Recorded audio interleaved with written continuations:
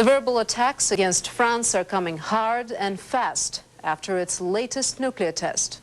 France carried out the 6th in its series of tests Saturday underneath the South Pacific atoll.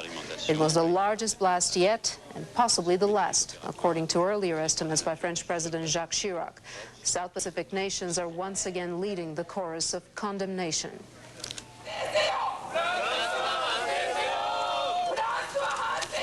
In Japan, the only nation to suffer an atomic bombing, protesters voiced their disapproval. One woman took out her frustration on an effigy of Mr. Chirac. France has promised to sign a nuclear test ban treaty after the series is over.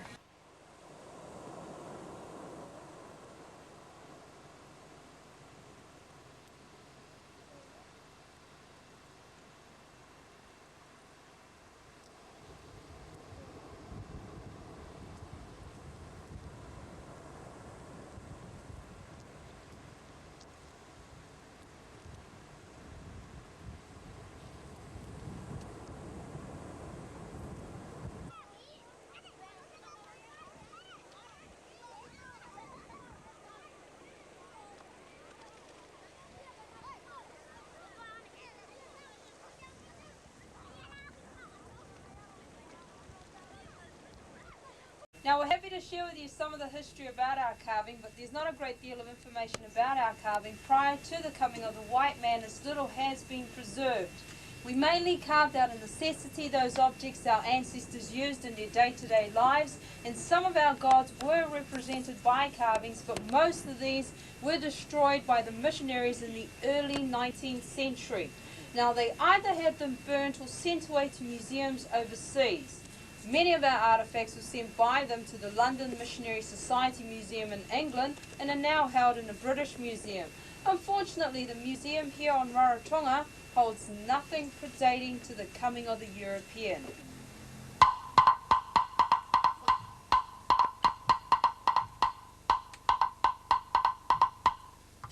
Kia orana tapi, pēta koi. Oh, meitaki, Risa, meitaki. Welcome to Norway. It's very nice to see you again here. As you can see, we have a special guest today, and he is coming from long away. Whereabout are you coming from?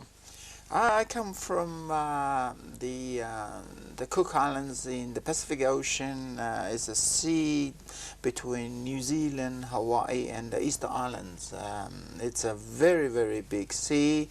The Cook Islands alone takes about 2 million square miles of sea. 2 million square miles of sea. That will say it's nearly as big as half of Europe, really, just with sea. You talking about Cook Islands. How many islands are there in the Cooks? Well, Rarotonga is the capital island, and there are 15 islands in the Cook Islands, which the furthest island is about 900 miles and the closest about 110 miles. So all these 15 islands, they are scattered around in a huge area. And are there many people living there? Yes, there's about 4 islands with no people on, but the rest 11 there are some people on.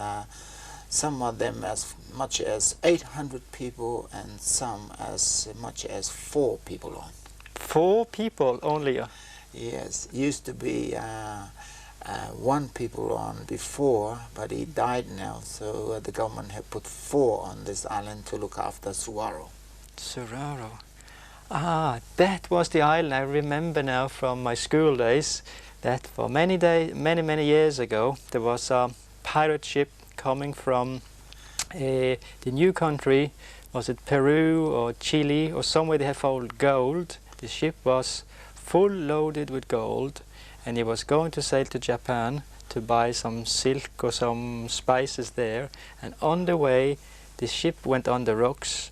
All the treasure were lost, but somebody been telling me that the Spaniards, they dragged the treasure on the island and dug it down, and it is hidden and nobody found it. Is that right?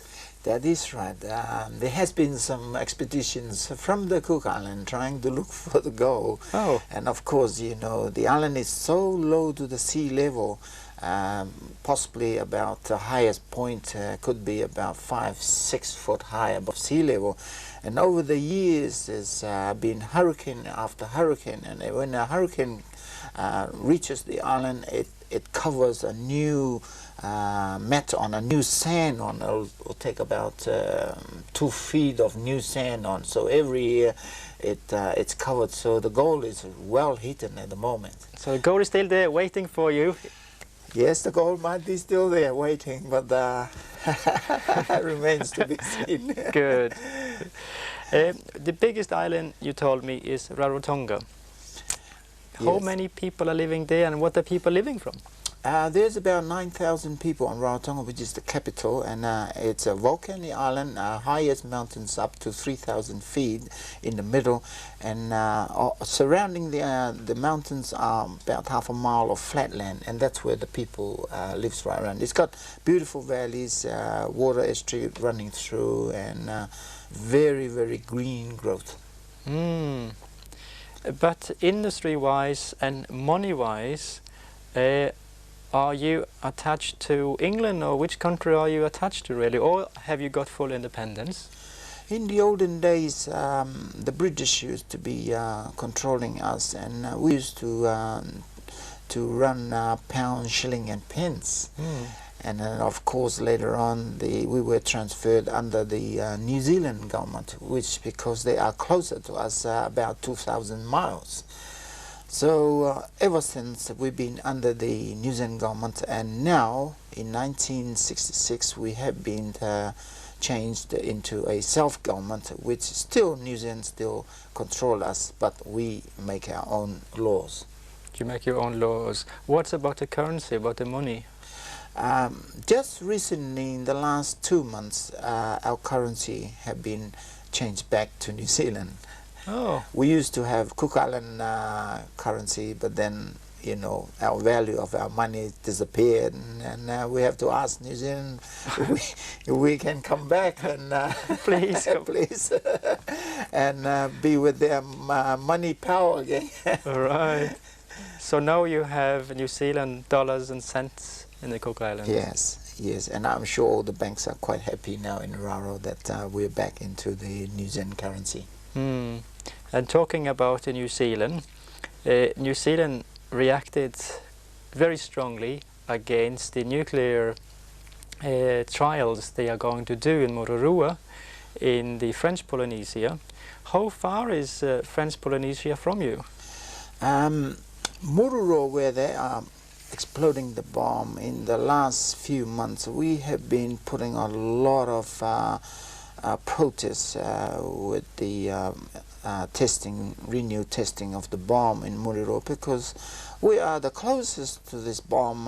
We're only about 900 miles, and one of our island, Manaya, Achum and Mauke, are closer, which is about 800 miles to the bomb. That's very near.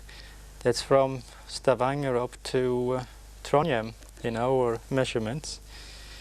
The French, they started for about 20 years ago making nuclear tests in this area. There were 3 islands they took out. It was Mururoa, Whangatofa and Hua. And they did explosions in the atmosphere in the beginning from 1966 to 1974. And then they went underground afterwards. In these years, from 1966 to 74, where they had the nuclear explosions in the atmosphere, did you have any discharge, any problems you think of that could have happened on the Cook Islands? I've heard you talking a bit early on about leukemia, is that you called it? Cancer, blood cancer. Yes, in 1986 I lost one boy. He had blood cancer, which is leukemia, and we took him to New Zealand, and he died 2 years after. There has been more children who have died. This is why we're fighting. We know more from the Cook Islands will die. Yes. But there has been no proof, but we believe it has come maybe from the bomb. But we asked doctors in New Zealand what is the cause. Nobody has come with the answer, but we believe this could have been something that started, because when the atmospheric test stops, there has been a decrease of the disease, and now they are going to start again. So we don't know. Yes, the French, they have put up huge drilling rigs similar to what we have in the North Sea. They are drilling about 1,500 meters down, where they put this nuclear head for this trial, and the main ground here is basalt and coral, and they say that it's very safe to do these explosions. But why do you think France is so interested of doing trials here in Polynesia, so far away from France? Could there be any special reasons, you think? Well, maybe I think because it's not safe to do it in their backyard, so they take it right far away from them and from the big countries in Europe, so there won't be that much protest, because in the Cook Island only 9,000 people, 20,000 people and 9,000 in Rarotonga. So maybe because down there he looks at us, we're only a drop in the ocean, and we can cover us our noise. You were talking early on that the Prime Minister in Tahiti, Gaston Laflosse, he went to Rarotonga not so far ago, and I don't know what the purpose was. And tell me what happened there. Well, that was a very, very interesting trip. It was the day of remembering our self-government, that he came to participate in the celebration. He was told there would be a lot of protests, but he thought that we are not really protesting, maybe only a few people. But to his surprise, when he arrived at the airport, there was thousands and thousands of people protesting about the resumption of the exploding of the bomb. And he didn't last long in Raro. The next day he went back quickly, and now he knows that that we are serious, and we don't blame him, because perhaps he's just a meat in the sandwich, and because Chirac is the main man, and Gaston France could be just a puppet on the string, and when he tells you go there, you go there. But possibly just because in the years before we used to, France give us some money, which is very, very unusual, giving us aid and to our country. Maybe because so we can make no noise. But we find that from what we read from the world, from the news about the bomb, and I don't think the money is everything. I got the impression as well when I was in Tahiti last year that there are lots of technicians, roughly 2,000 technicians working with these scientific persons, and then all the administration coming over to France. They are paid very well, there's lots of money involved, and we went into a local shop just to buy 3 small ice creams, those bounty ones, you know. We paid equivalent to 70 Norwegian kroner for 3 ice creams. And then we thought, okay, maybe it is imported. Let's go and buy some bananas. We bought a kilo of bananas, and I'm sure it's more expensive down there than it was in a local shop here in Rimi, for instance, in Norway. So the cost of life is very, very high in French Polynesia. That could be one reason that the French are putting so much money into this. And they have so much prestige in it to build up these nuclear technology. But do you think, or has it been anything you know about, that the French are trying to come in to your islands to pay people to be quiet, don't shout too much, don't let the world know what's happening?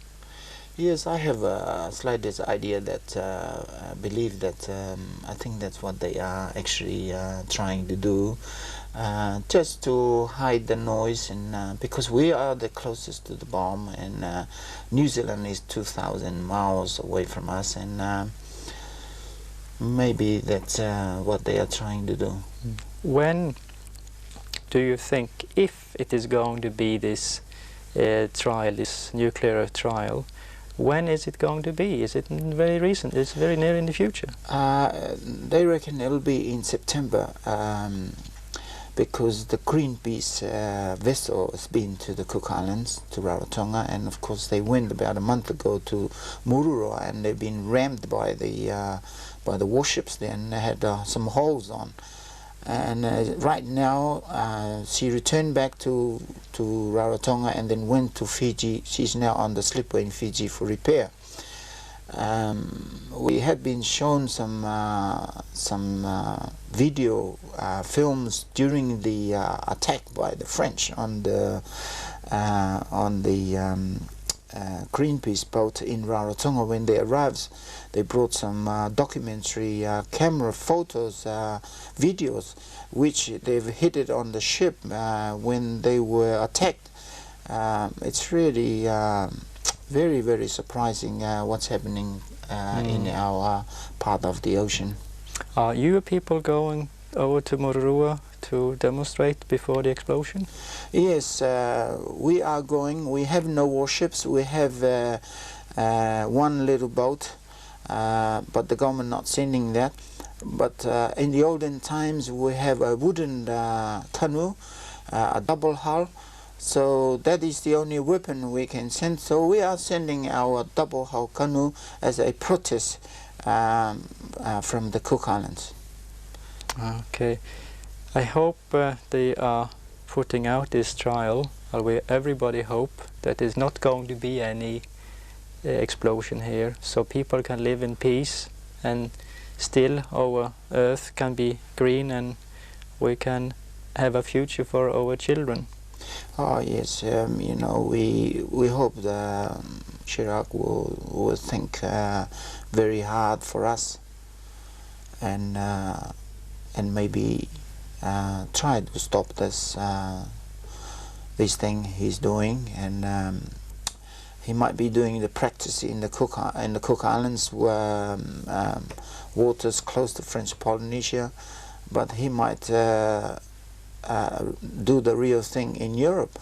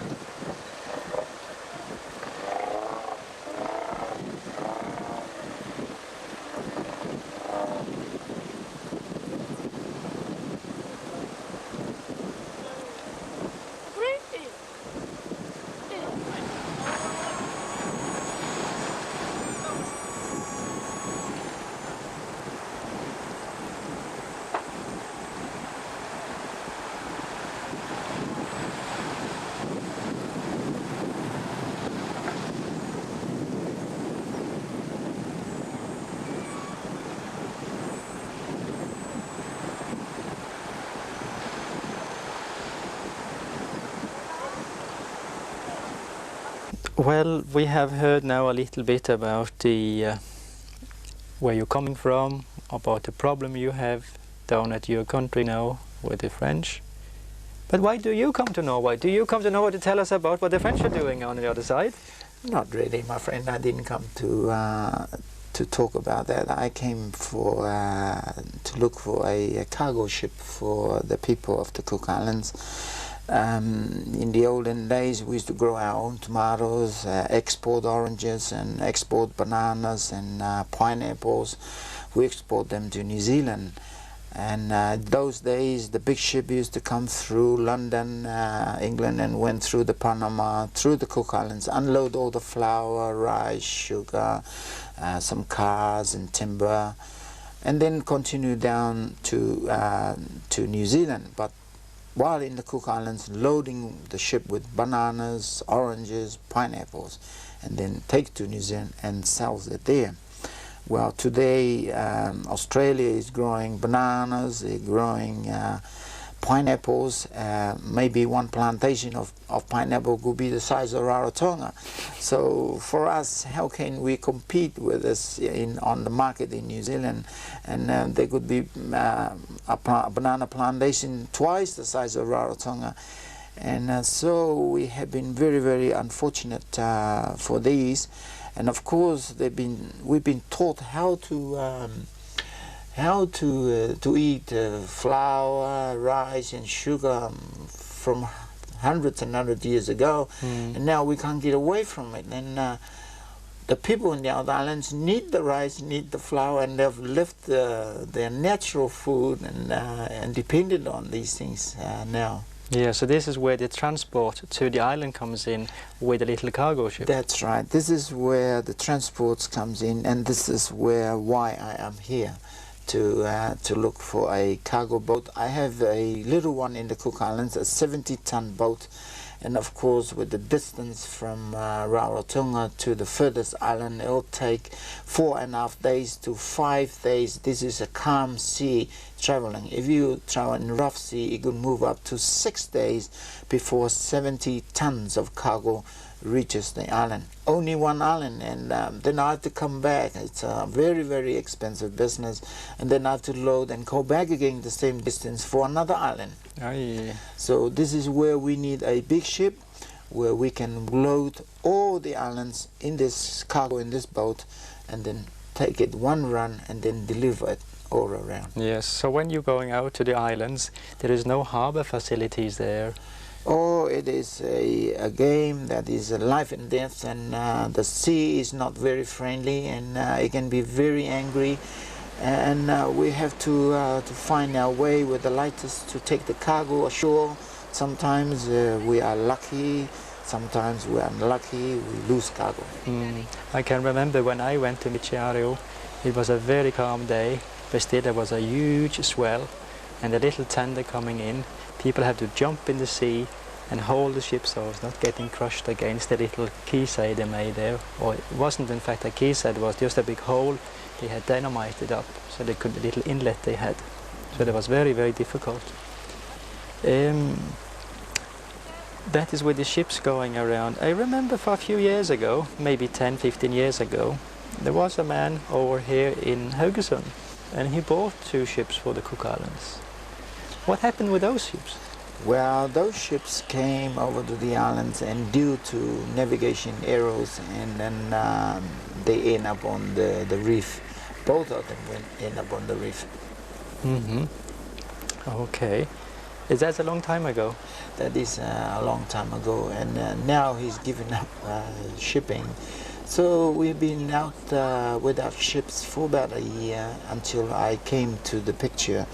I decided I'll have a go at shipping, and then I started with a little ship, and now I'm in Norway looking for a bigger ship. Okay, I hope you have a success finding a ship. Well, with your help and working together, I'm sure we will find the right ship for the Cook Islands. Okay, thank you.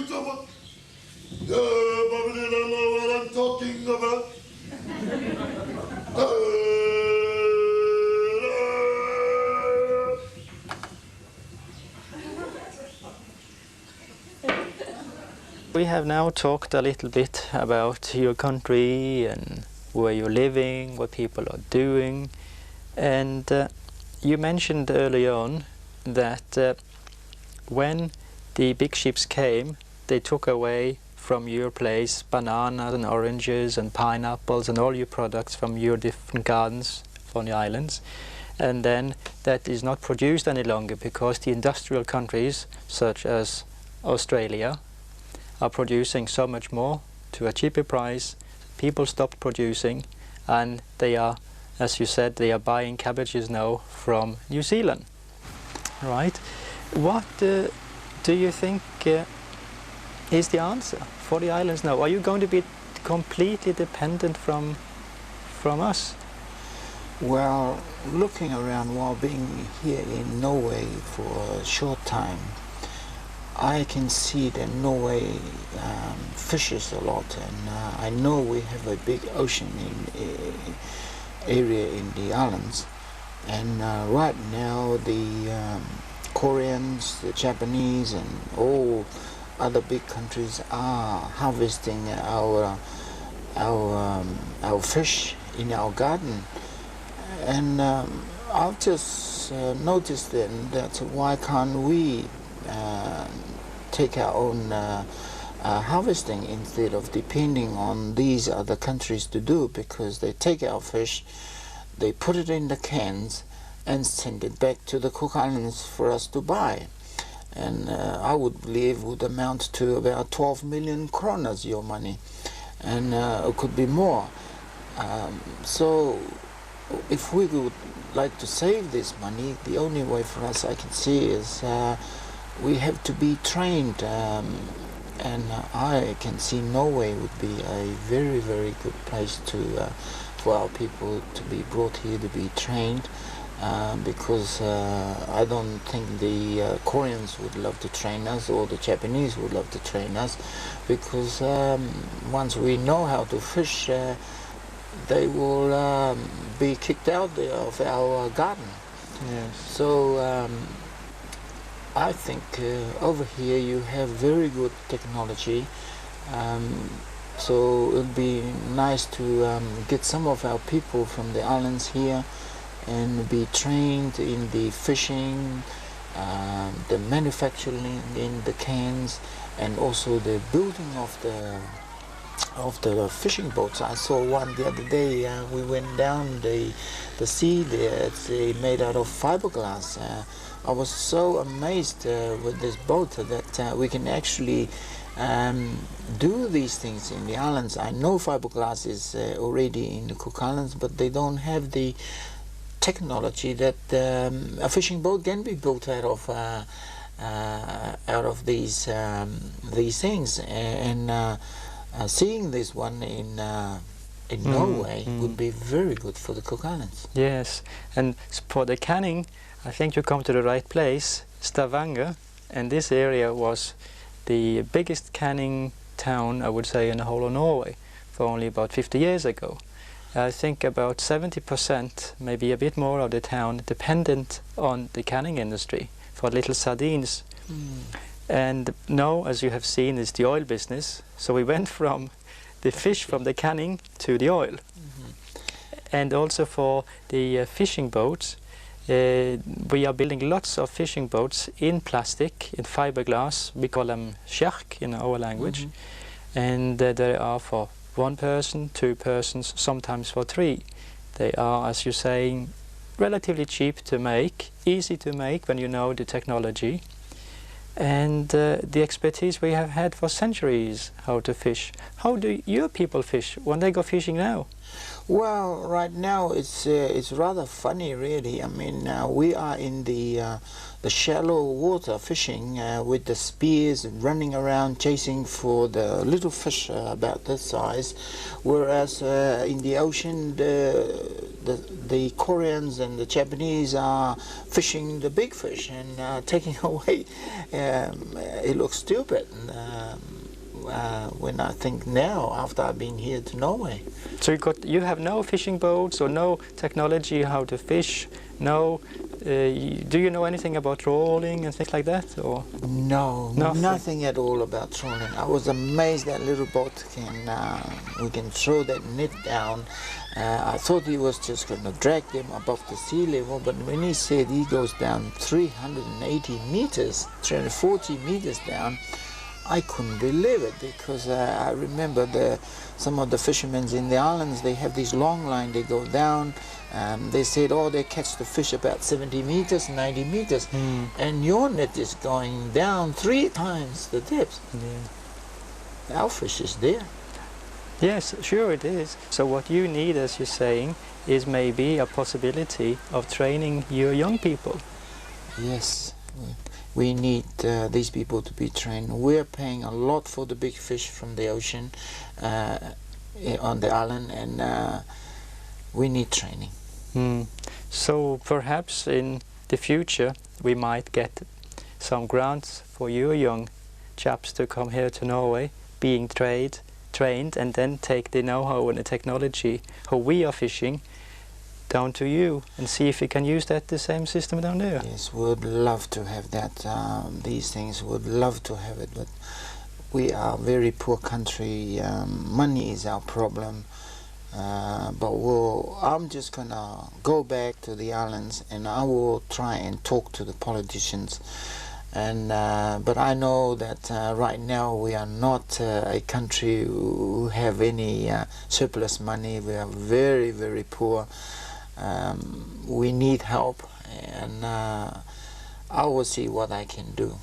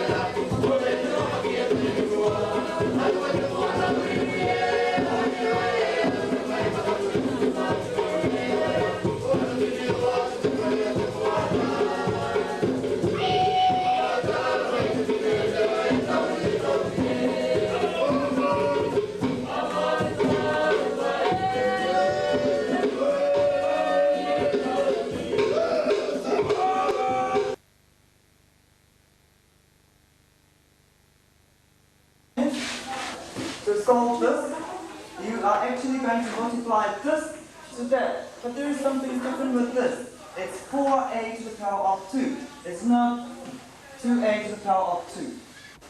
It's 4a squared brackets, meaning this one. Put them down as you go, and then work the phone numerals times a, which is all your a's there. We all know that the index.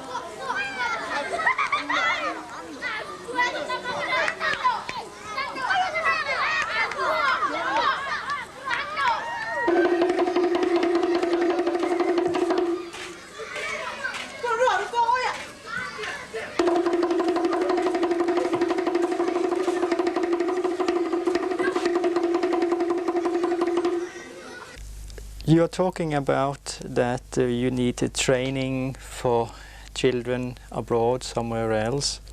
And when I was down in your country, I went to a little island called Michiaru. It's one of the southern group. And we went to visit a school and stayed there for a day. And I was very impressed how they could learn with nothing. They didn't even have pencils or pens, we're not talking about, hardly any paper. There was one little boy sitting there writing on the floor and doing his calculations. Is that a general thing on the islands, that people are so poor? Are all the schools on the islands so? Well, not really, not the way we wanted our children to be. You know, we want them to learn fast and be with the modern world. But the way as it is, as you see there, that will really slow our children down, and it will be hard. We will be about hundreds of years behind if we have to train them like that, without any books, without any pencils. This is because we just haven't got the finance to look after the children. There was one thing I liked very much in your country. It was when the small children are starting at school, they all have to talk the native language for the first 3 years, and then they go over to English. Is that right? Yes, we try to get our children to speak our mother tongue, and so they won't forget that. Because when we go to New Zealand, we see all the New Zealand Maoris speaking English, and they are actually forgetting their language. But as time is going, I can see some of our people on Rarotonga are all speaking English, so I think it's just a matter of time. It'll change. Unfortunately, but you are very clever of training the small children, the dances and the music and things. Is that normal as well in the school? Well, for the dancing, when a child is born, once he or she is about 1 year old, the sound of the music will be put in his ears, and he'll be taught just to make those little movements, and then and that's the starting of it. I was very impressed of how all the children are participating with the dancing and how happy they were. and yes, smiling. Yes, they love dancing. We love our culture. We know our culture is there, been there for the last 4,000 years. And even though we haven't grown that big size, over those years, still 20,000 people, and about 20 years ago, it was still 20,000 people. And for the reason for this is some of our people in the Cook Islands have migrated to New Zealand and Australia. Right. Well, I hope all the best for the Cook Islands in the future, and I hope we could, as country, Norway could come closer to the Cook Islands, and I do hope that we could do something in the future to help you, and I'm sure you could help us with something as well. I tasted your lovely food you had down there, and part of your culture could be very interesting to show to the Norwegians. Yes, thank you very much, Lisa. We love the people, the tourists. We love them to come to the islands because at the moment it's one of our way of earning some money for the people of the Cook Islands. We always look at the tourists. We have to look after them. We would and treat them well, to be friendly with them, and so for the future we depend on you. Thank you for coming here. Thank you very much. Everybody, the school is divided into two areas. Firstly, we have the primary school on this side, new entrance 4 years up to about 10 years. And on the other side of the school, we have our secondary area, Form 1 up to Form 5. We have a roll number of about 270 staff. There's about 18 staff teaching in our school. Most of the staff speak 2 languages. You can see the trees with red flowers. We call it tipen.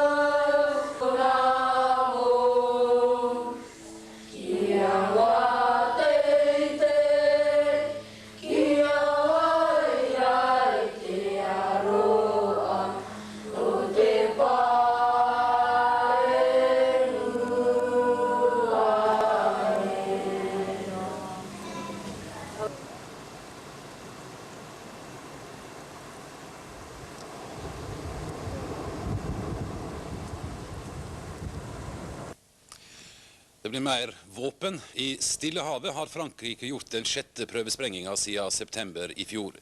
Kritikere omtaler sprenginga som et slag i ansiktet for de som forhandler med sikte på kjernefysisk nedrustning.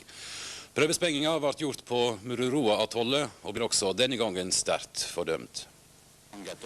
Det I dobbelt forstand dekning for å si at verden ble rystet da det smalt klokken 10:30 norsk tid I går kveld. Den 6. prøvesprengningen I den pågående serien hadde en sprengkraft som nøyaktig 6 ganger så kraftig som atombomben som utraderte Hiroshima I 1945.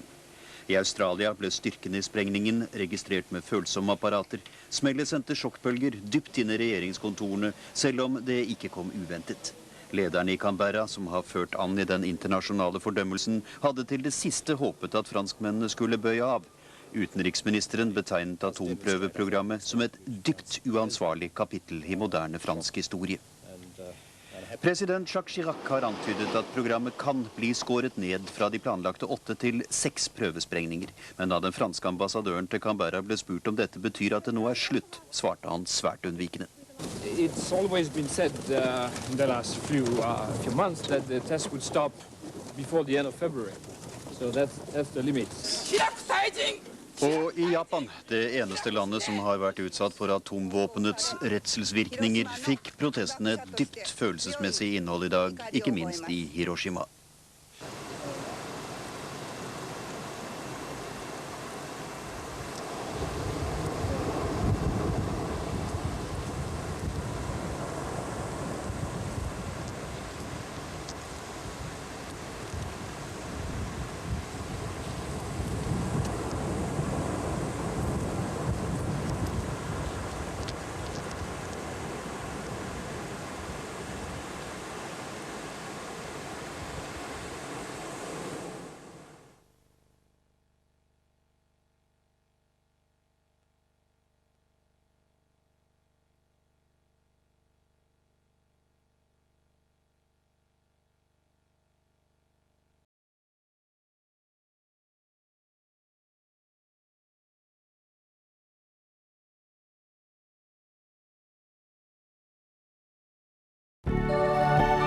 Nå tog et vedtak på å legge ned en næring.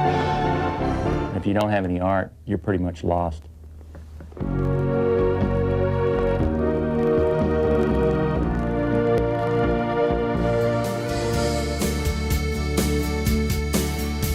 Hvis båten du kommer med legger til kai, og det hagler og snør sånn I midt under meg, ingen tvil, så du her I Stavanger. Det skader du går I fotløy I sang, det pøp på hvert hjørne, da føler du